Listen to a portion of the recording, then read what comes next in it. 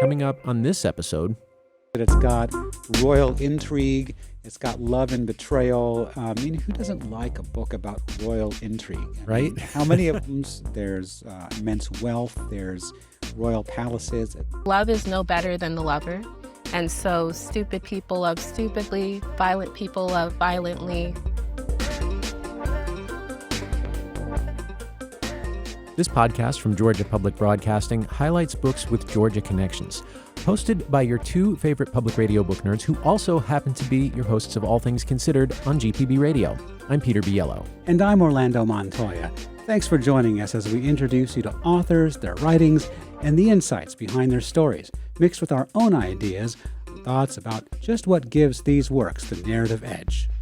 All right, Orlando, you've been reading a book, you've been thinking about this book, and you are here to tell me about it. So what book are we talking about today? Today I have an epic story, a mythical story. It's got love, it's got self-determination, it's got war, betrayal, and the gods. All the themes, then. It's got all the big themes. And but in the end, it's really a personal story about a young woman who rises above her circumstances, and it's set in medieval Africa. And the book is called Masquerade by Oyin Shangoyomi. Okay, so medieval Africa. Can you be more specific about that? When is that referring to? Yeah, so we're talking about the 14th, 15th century. We're talking about West Africa, talking about Yoruba land.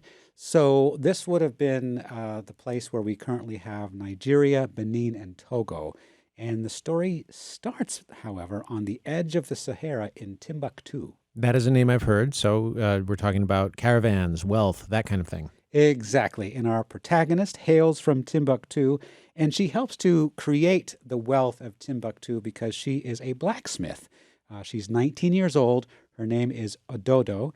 And very early in the book, she is visited by the king of Yoruba land, the most powerful man in the land.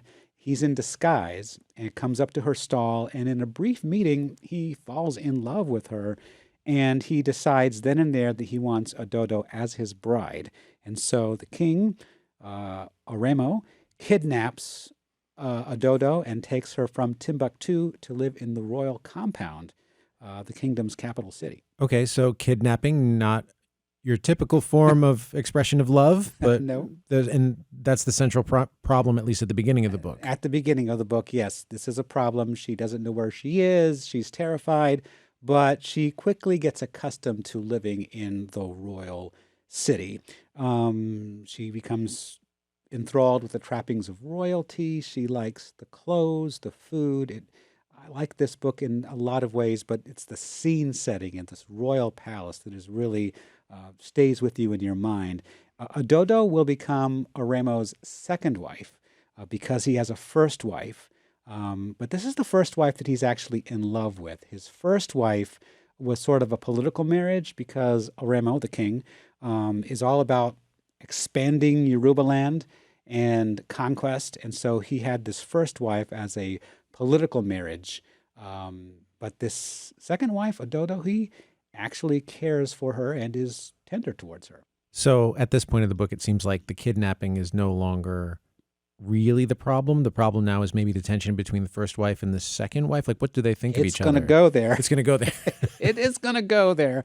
The book is going to go a lot of places. All right. It's got a lot of twists and turns in it.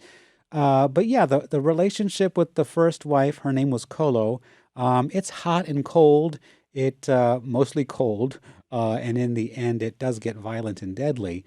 But, one thing I like about this book is that it's got royal intrigue. It's got love and betrayal. Who doesn't like a book about royal intrigue? Right? How many of them have you read? Well, there's Wolf Hall by Hilary Mantel, that Game of Thrones, of course, and just what we see in the press, or what we have seen in the press over the years about Princess Diana, for example. You can't get enough of it. But this one is set in medieval West Africa, which is the thing about it. So the book has people killed.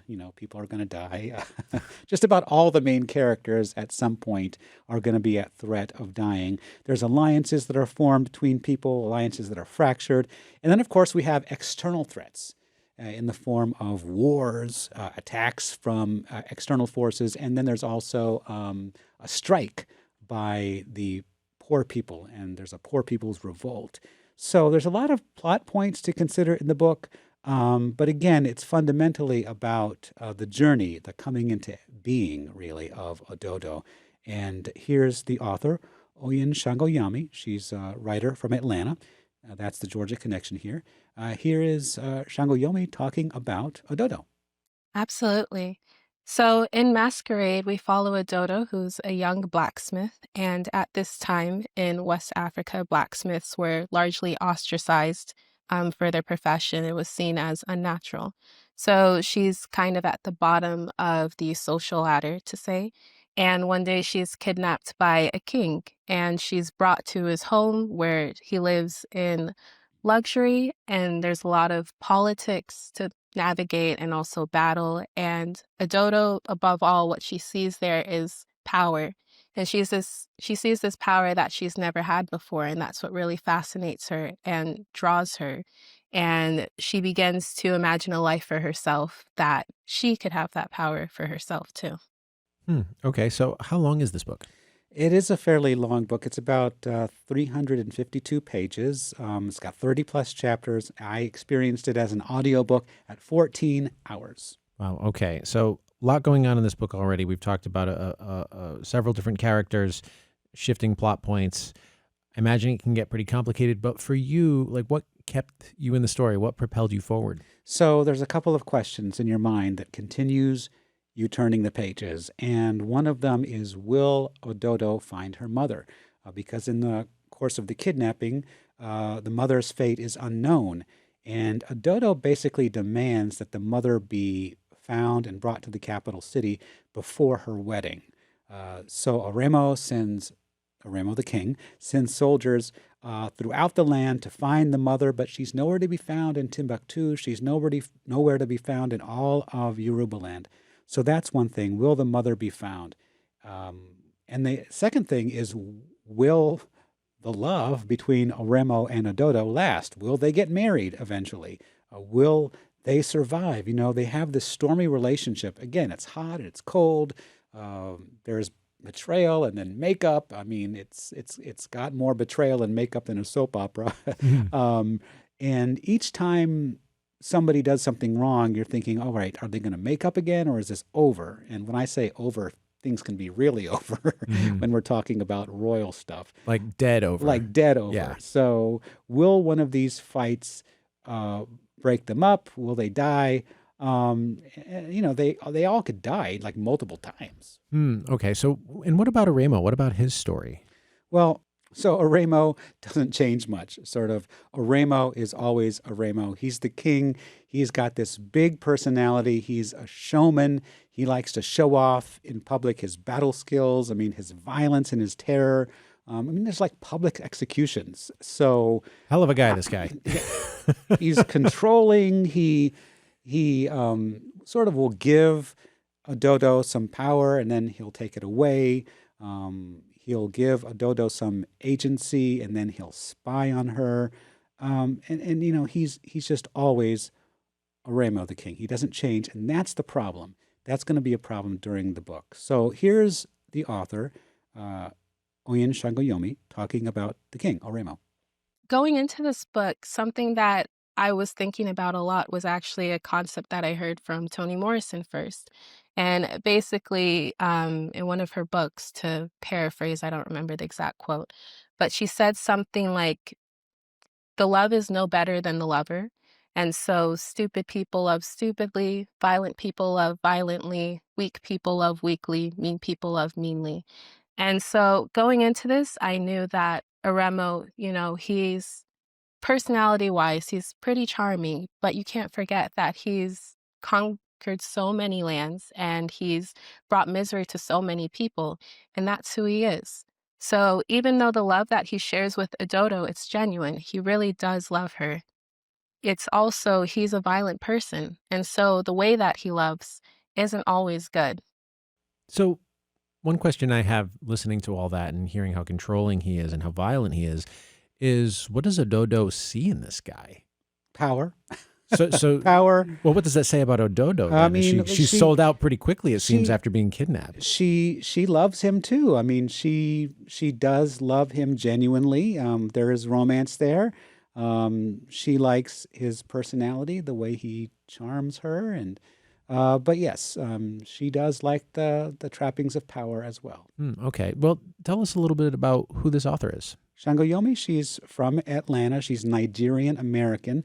And she told me that she started working on this book um, sort of in the COVID lockdown period when she was at Princeton University and she had a lot of free time in the lockdown. So she started researching medieval African history.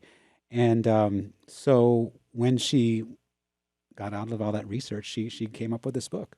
Wow. Okay. And did you learn a bit about African history by reading this, or? Yeah, I mean, I sort of get the mental image in my mind. There's great kingdoms, there's immense wealth, there's royal palaces. It's a highly stratified society, though. You've got very wealthy people, you've got very poor people, and you've got the enslavement. I mean, there was enslaved people, and there was poverty. So, you know, there's all of that history in the book, but again, it's historical fiction. I feel that most of what we see about African history and African society, it concerns Africa post-colonization. And even when you look at African history, so many texts begin when the British or the Dutch or the French arrived.